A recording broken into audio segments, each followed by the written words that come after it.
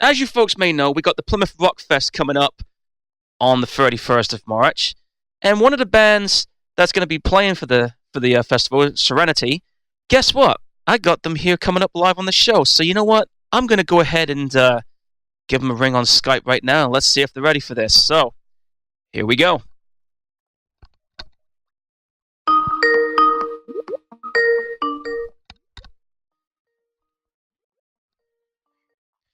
Hello, how you guys doing? Hi, how are you? Doing good. So, what do you guys think of the craziness that is this radio show? Yeah, it's very heavy, very intense. Very good. Very good to hear. I mean, usually sometimes I do like a little mixed bag of everything, like sometimes it's mellow stuff, but I figured, you know what, people wanted some brutal tunes again, so I figured, why not? But anyway, guys, hello and welcome to the madhouse that is the Gorehound and Metal Mama's Metal Sessions.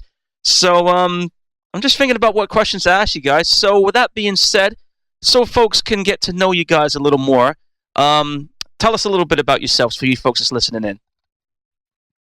Well, we're called Sirenity. We've been together about 9 months. Sort of mixed of people who've been quite experienced, and then myself, who's very inexperienced. My first band, actually. I'm 33, so it's all a bit new stuff to me. We're playing sort of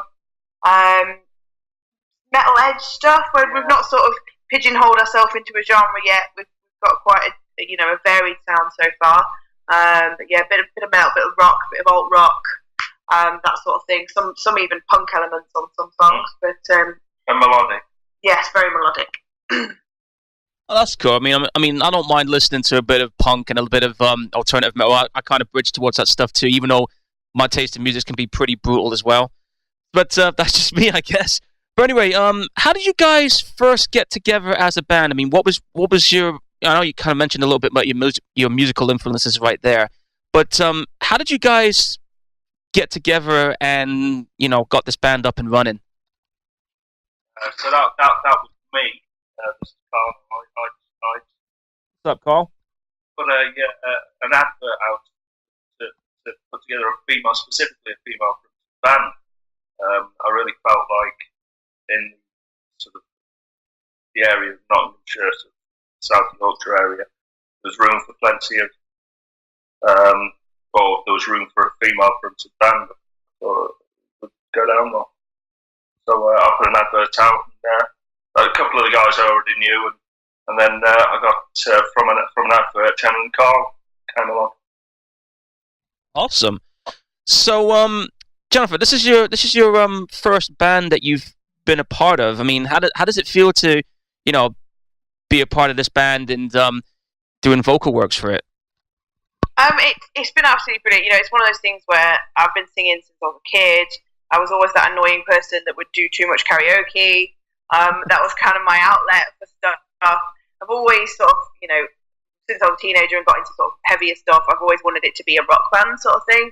But I've sung everything, but I definitely felt like I really wanted it to be like a rock band. That was where my heart sort of lied. So it's all been a big learning curve, but the guys have got a lot of experience and given me a lot of help and patience where I needed it and stuff. So yeah, it's been absolutely brilliant. I've loved every second of it. So I'm just sort of gutted really that I didn't do it earlier. It's just one of those sort of bucket list dream things that I didn't have the balls to do when I was younger.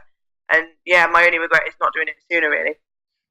Well, it's better late than never. I mean, when people have the chance to, get an opportunity to be a part of a band or form a band, that's a really cool thing. And also, it's also cool that we get to see some, ladies do some kick-ass metal tunes as well. Because I mean, there's a couple of good, cool bands that have female vocalists. For example, like Arch Enemy and Doro and Helly and all that other stuff. So I think it's cool to have you a part of this band, to have to kind of let people know out there, excuse me, put my teeth back in, that some of the ladies out there can do some kick-ass heavy metal tunes and rock tunes as well, just as much as good as and as best with the other guys that's out there too. Yeah, definitely. I mean, I've not really done a lot of the kind of heavier metal. Arch Enemy is super heavy. Her voice is incredible. But I'm building up to that a little bit because obviously it's quite technical. It sounds like you're just trying to make this noise, but it's actually, it is a very technical way to sing. And as somebody who sang very clean and a very sort of belting voice for many years, so learning how to scream is a very different beast entirely. But I definitely love that style and sort of mixing it up between a strong belting voice and then having that little bit of screamo element. So that's something that I'm looking to develop within myself. So something I'm learning, because it's not that easy, but it's definitely something I'd like to do. Well, that's definitely cool. To learn that stuff. I mean, it'd be interesting to see how you progress with the musical career that you got going for you guys right now. So, I wish you all the best on that one for sure. Thanks.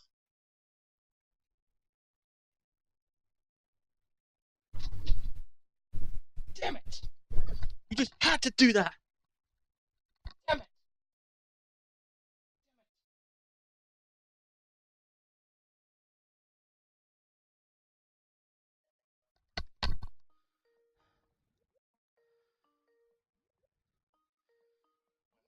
Oh, I'm sorry about that. My modem again. Sorry. Yeah, I mean, I don't know what's going on there, but it seems like I get modem issues, and it just drives me crazy. I mean, it's been a while since it's done that, but I wasn't expecting it to happen like that. But I'm just gonna check if everybody on the chat can still hear you guys. Hang on a second. Can you guys hear the band on the chat box, guys? Let me know. I think they can hear us. Okay. Back to what I was saying before my modem decided to say I'm out of here. Apologize for that. But I was about to say, what was the band or the or the song that really got you into listening to metal and made you guys decide, you know what, I can do that? Well, for me, I grew up in old metal,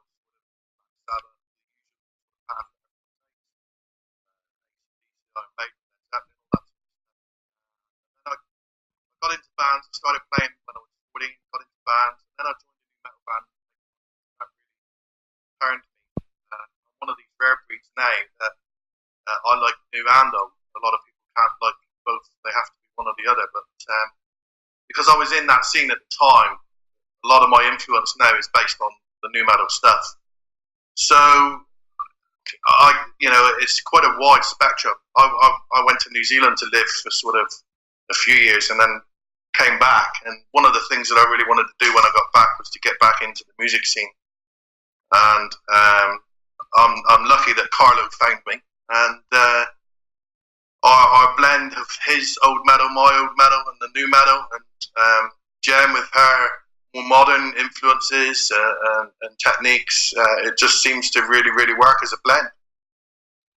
Well, that's pretty cool. I mean, what got me into metal, and this is quite an interesting story as well for you guys, but what got me into metal was actually my co-host, who's also my mum, by the way, guys.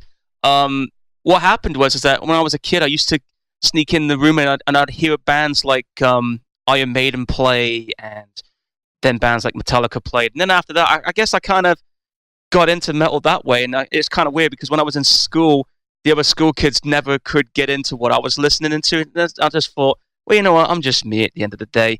And that's the thing about the metal scene. Even though there are people that love listening to heavy metal music, and yet you got some people that kind of say, nah, man, this ain't the kind of music to listen to. I mean, what do you say to people that do, that have stuff like that? I don't know, for me, it's just so cultural and emotional.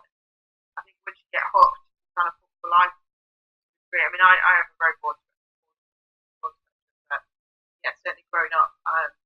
Actually, it was Green Day that got me into kind of more alternative rock. It was all very, like you say, at school, it was all very pop, and everybody loved that kind of pop and dance music and stuff like that. But Green Day was almost a gateway drug to other genres for me. And then, I was 16 when Linkin Park, however you feel about their music, when Linkin Park came out when I was 16, and that was an album that I got for my birthday.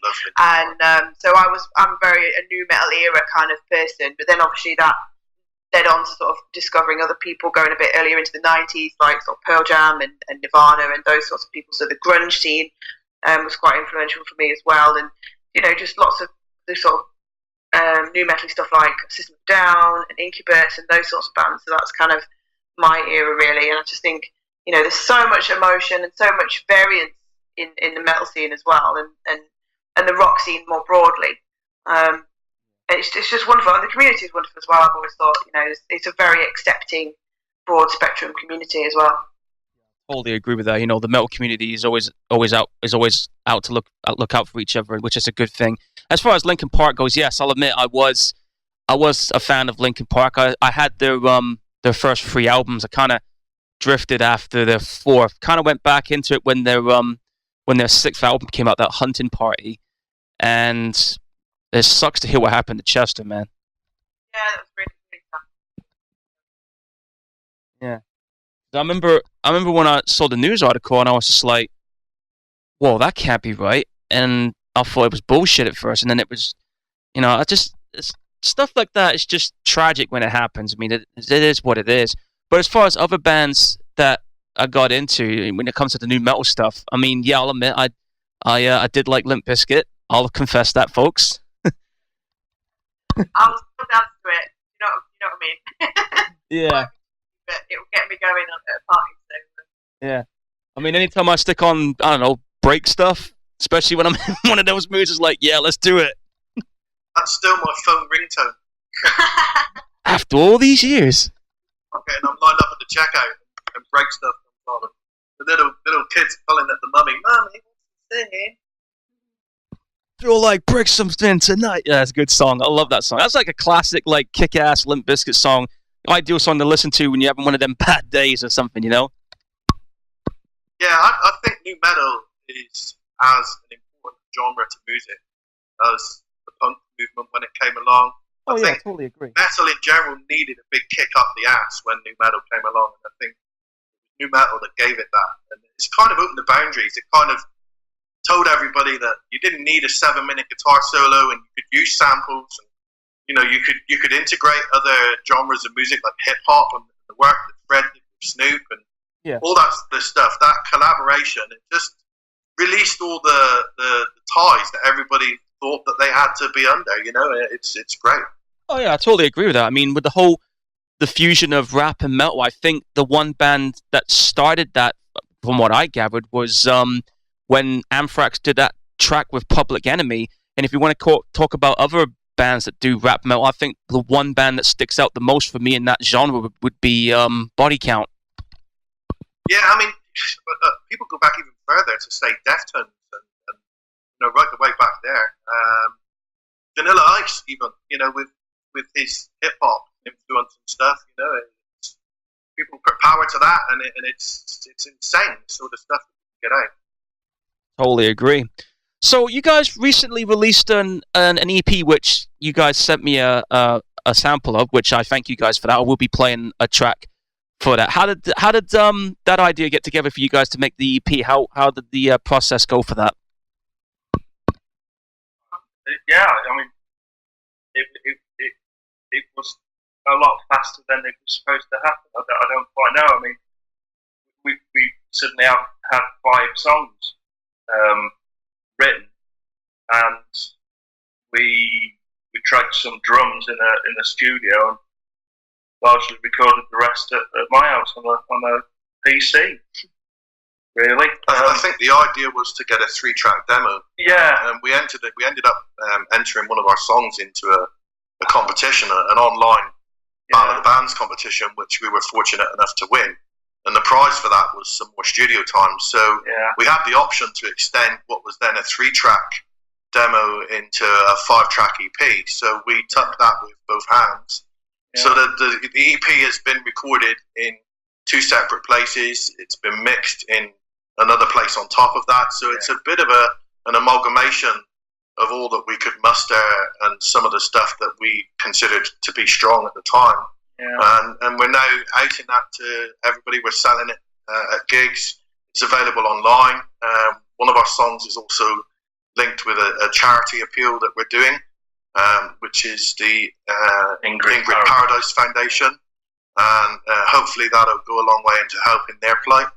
And we just want to expose our music to as many people as possible, really. We also sort of kept creative control, of it. The mixes was done in-house by ourselves. And the mastering, so the final sound was what we tried to get, and obviously that's a learning process, but it's nice to be able to do that sort of thing yourself, and it's with modern techniques now, you don't have to go in the studio, you can do it at home, so that's what we did. That's pretty cool. I mean, it's with the technology we have today, people can basically record stuff with the software that they have for their computers, and it does save money to go to a big studio. I mean, there's nothing wrong with making stuff in a big studio as long as somebody's got the cash for it. But I think it's nice that technology is there for people, so guys can start bands together and record the stuff that they need to get done, which I think is a pretty cool thing. Like, for example, like with what I'm with the radio podcast I do, it's basically all done on computer. But it's easier for me because it sure as hell beats going into a massive studio and getting all this like control stuff and all that there. Whereas when you do what I'm doing here, it works out a lot faster and it's a lot easier, which I think is good for people who want to get stuff up and going, but at a budget type way, if you know what I mean. Yeah, definitely. I waited for you to sign before you start putting music out there. Unfortunately, not everybody can hit the big time, but there's some fantastic on-site bands out there that are doing amazing music that absolutely deserve to be heard. So, like I say, people that if you've got the resources, you've got a good, powerful laptop and the right software, you can share your creativity with the world, and it's really, really great. It shows how the industry's changed as well over recent times. That you can have a measure of success without being signed and tied to a contract in a record company. You can self-produce your own music and get it out to people. Yeah, I think the hard part's getting the drums down. Drums always seems to be the problem. So once the drums are down, then everything sort of gets a little bit easier after that. So and that's what we've found. Yeah. But we struggled through it. We did all right. Yeah. Yeah. It's always the drums, man. Always the drummer. Drummers. Yeah, drummers. It's like, make sure you get this drum right. What do you mean? Oh, we gotta do it again now. Shit. Yeah. Yep. It's gotta be right. Yeah. Well, it's got to get done one way or another, and as long as it's all done perfectly, that's all that matters, Anyway, guys, you guys are going to be playing at the Rock Fest, which is going to be an aid for the St. Luke's Hospice. And you guys are going to be doing a part of the opening act. Is that right? Yes. Well, we're actually opening the whole event, and we are the first band on the first day. So we'll be starting at 2:00 on Saturday the 31st. I've never done a Rock Fest, 17th Rock Fest now. Awesome. I've never played in one before, despite it being in the city where I come from, where I was born. Like I say, I went away to New Zealand for a few years to live, and there's a lot of people in Plymouth that have known me for well over 10 years, and they've never even seen me play, much less seen me, to do a big charity event or, a big festival.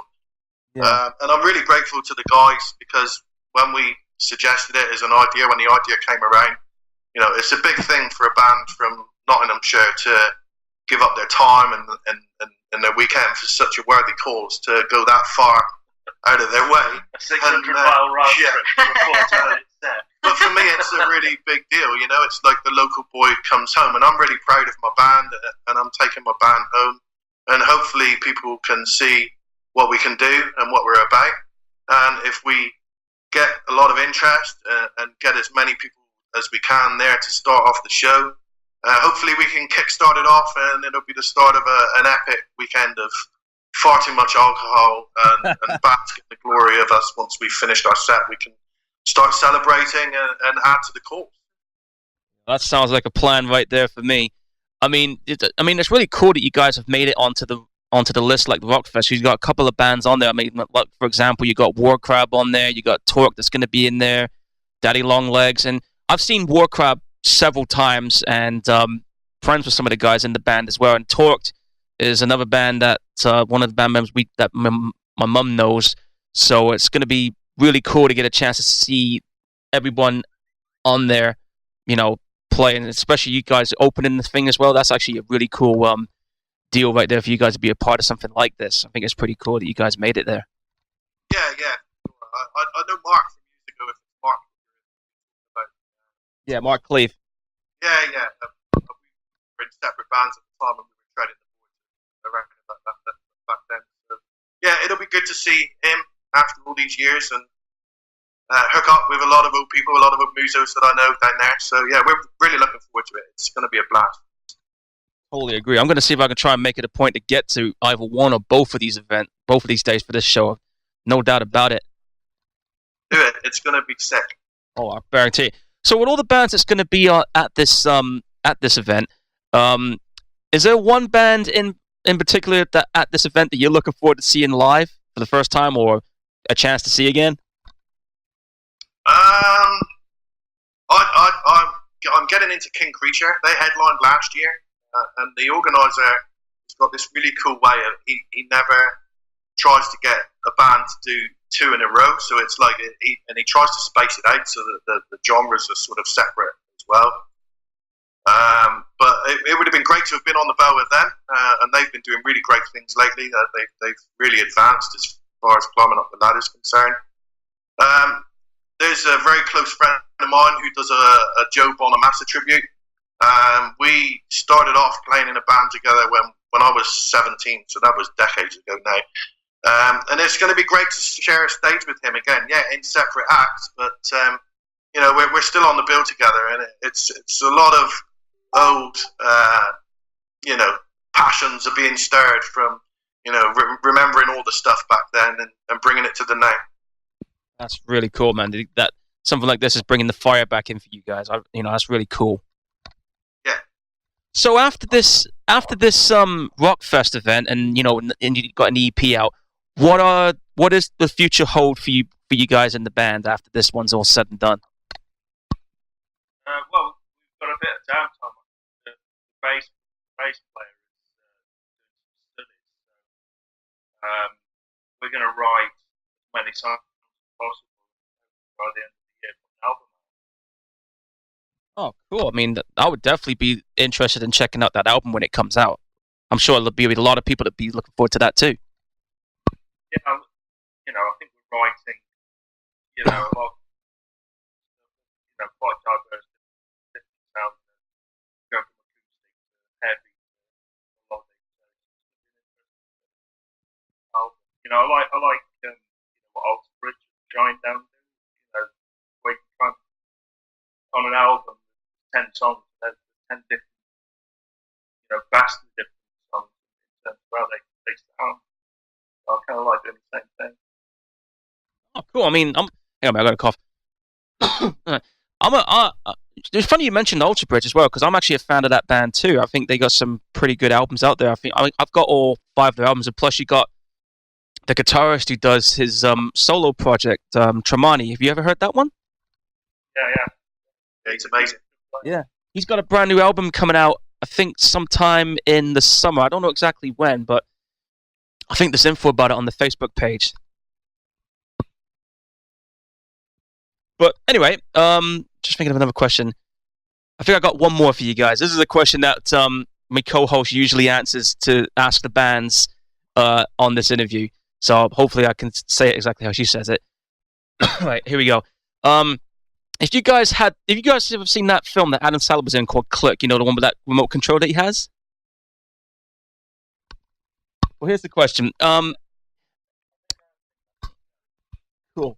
Okay, well, if you had a chance and you had one, and if you had that remote, would you push that button to fast forward to get to the level of success that you guys are reaching for, or would you rather, do it the old-fashioned way and work your way up to the top, or would you just push the button and say, right, here we are, I'm instantly there? What would you guys do? For me, it's about the journey, and it's about taking it one day at a time, one gig at a time, one show at a time, and sort of learning as we go. I think, there's no fast forward button for any band in reality, and you've got to pay your dues, you've got to play on the circuit, you've got to work hard. So for me, I think it's just making sure you're enjoying every minute. So I guess Yeah, same. Same. Yeah, I'd like to see where the journey goes, and incredible amount of talent in this particular lineup. It's the first band that I've been in where everybody can play, everybody can sing. The creativity levels that are brought to sessions, it's going to be really interesting the time that we get to work with each other, and I'm excited as to what we're going to produce in the future. That sounds like a good idea right there for you folks. All right, guys. I just want to say thank you guys for being a part of this interview. I'm glad you guys took the time to come on here and let people know how what you guys are about. I apologize for the tech issues earlier, but nothing I can do about that, unfortunately. But thanks for having us. Thanks to you and Mama for having us, man. It's cool. Awesome. And if you guys want to, if you guys want to come on for an interview again sometime in the future, all you got to do is just let me or Metal Mama know, and we'll set it all up again. We'd like to do this again with you guys someday. Yeah, that'd be cool. That'd be great to stay in touch. We'll write a really heavy one. I like the idea of that. But anyway, guys, I wish you guys the best of luck at the Rockfest, and wish you guys the best of luck with the success of your EP and any future plans you guys got going. I'll definitely try and make it a point for you guys to come and see you guys live at the Rockfest. And for folks who are listening in, as I said, the Rockfest is happening on the 31st of March and on the 1st of April. It's £10 per day. Doors open at 1 o'clock. First band starts at 2 p.m. As you guys heard earlier, Sirenity will be opening up the whole thing on the 31st. So if you guys want to see that, check it out, because I'm pretty sure it's going to be a damn good night on both nights. But with that being said, thank you guys for tuning in. It's been a real pleasure to have you guys on board. Cool, thanks, man. All right. So until next time, I will see you guys next time. See ya.